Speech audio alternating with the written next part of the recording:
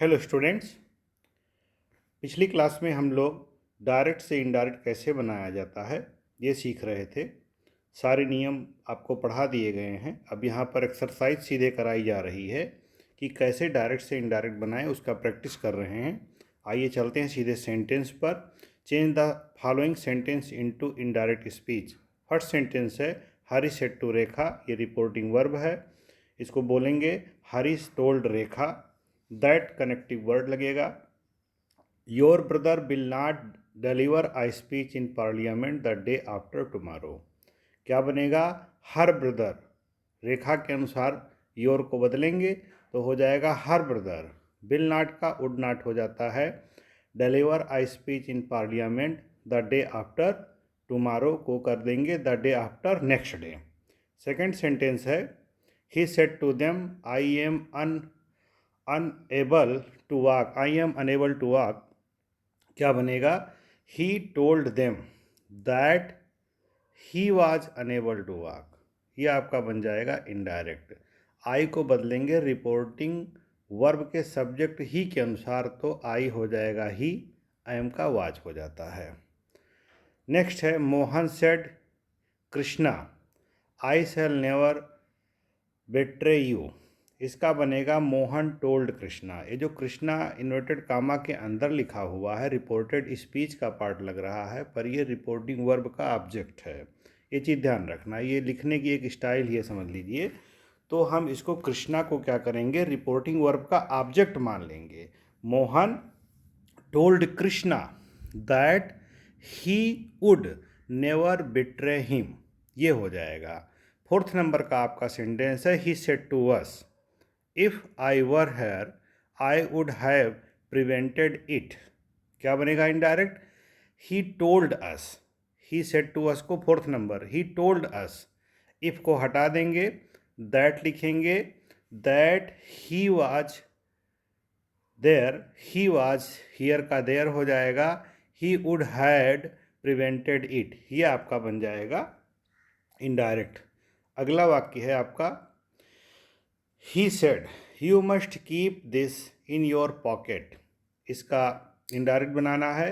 He said that he must keep, this को that भी कर सकते हैं, ठीक है। वैसे यहाँ पर नहीं बदलेंगे क्योंकि रिपोर्टेड स्पीच के सब्जेक्ट के सामने ही वो ऑब्जेक्ट है, इसलिए उसके लिए दिस का प्रयोग किया गया है।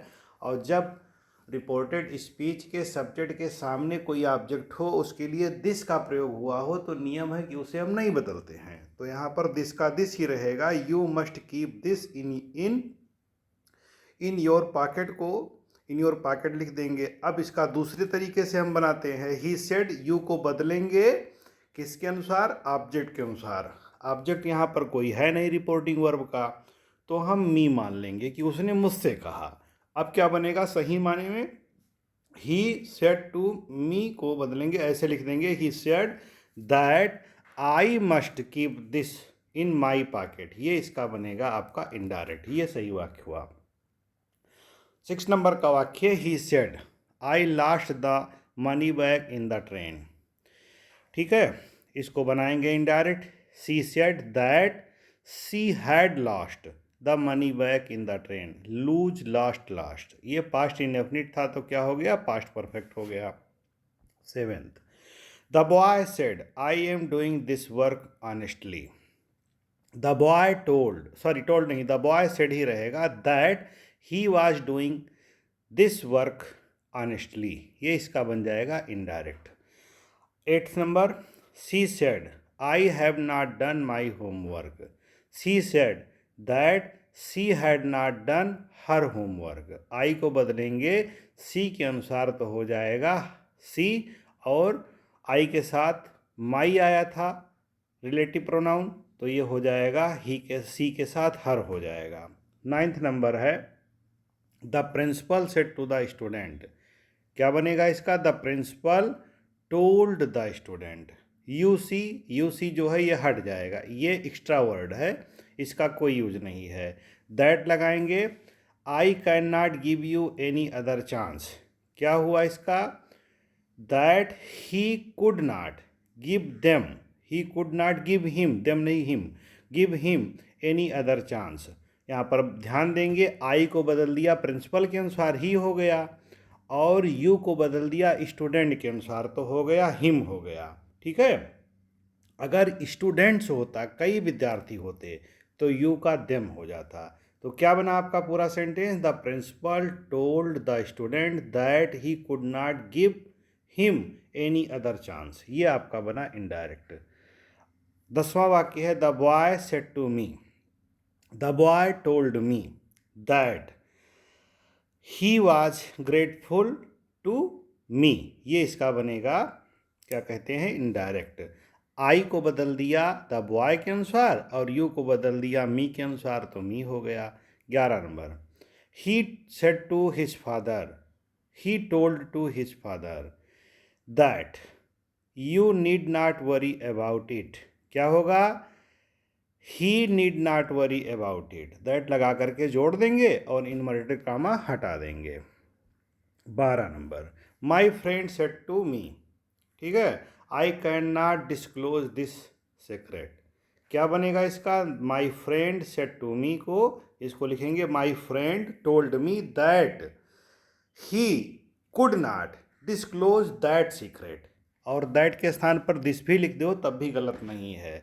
अब यहाँ पर जो रिपोर्टेड स्पीच है, रिपोर्टेड स्पीच समझ रहे हो ना, इन्वर्टेड कामा के जो बीच में होता है, तो आई है, रिपोर्टेड स्पीच का आई बदल गया माई फ्रेंड के अनुसार, इसलिए हो गया इनडायरेक्ट में ही कुड नॉट, कैन का could not disclose this secret.